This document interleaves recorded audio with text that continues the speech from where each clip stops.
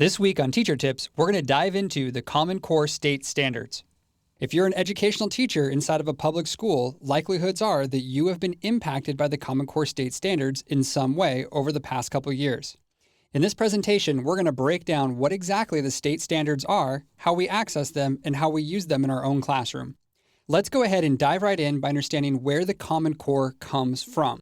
The official authors for the Common Core are the National Governors Association Center for Best Practices, often abbreviated as the NGA Center, and the Council of Chief State School Officers, also abbreviated as the CCSSO.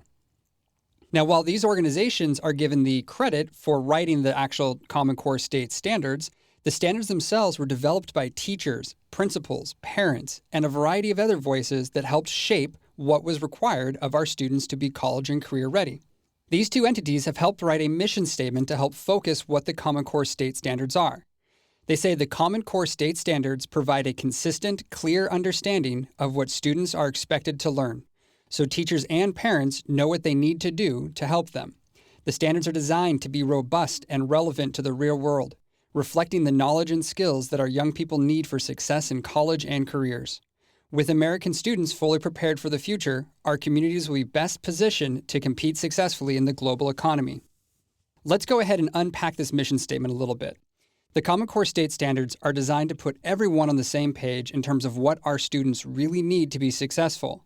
Please note the word core in Common Core. This is also not instructing teachers what they need to do in the classroom to make students fully prepared for college and career.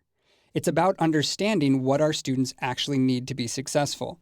This is also bringing parents into the picture, so our parents and teachers can work together to create students that are holistically well-rounded, that are ready to enter college and career after a K-12 education, and be prepared to compete for jobs not only in our nation, but also in the global economy.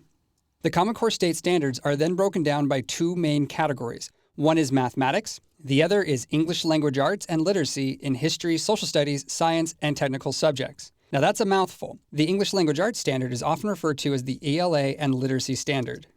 As we go through this presentation, I will refer to this section of the Common Core as the ELA and Literacy Standards. The question now becomes, where did these standards come from and how were they developed?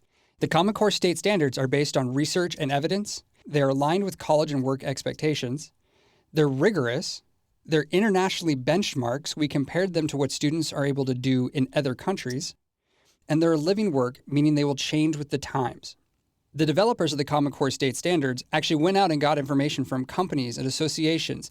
They involved teachers and best practices across the nation to come up with a set of standards that really get at the heart of what our students need to be college and career ready. When it comes to fully understanding the Common Core state standards, there's a few things to keep in mind.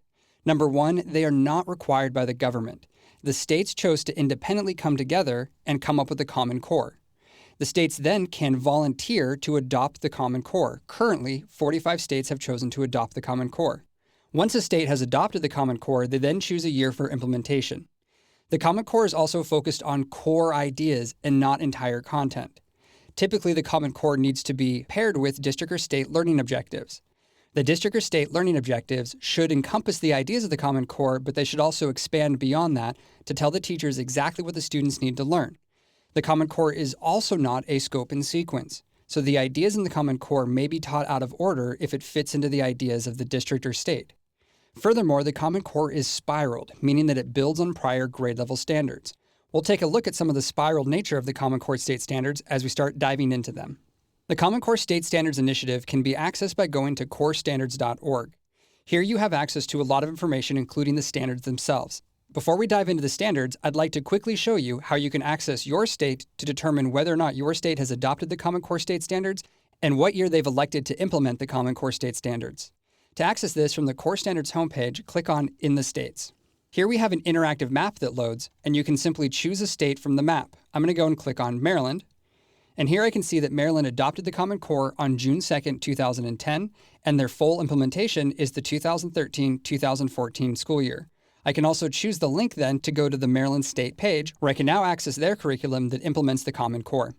Once you've taken the time to determine if your state is a voluntary state and the year of implementation, the next step is to learn how to access the specific standards that you'll be teaching in the classroom.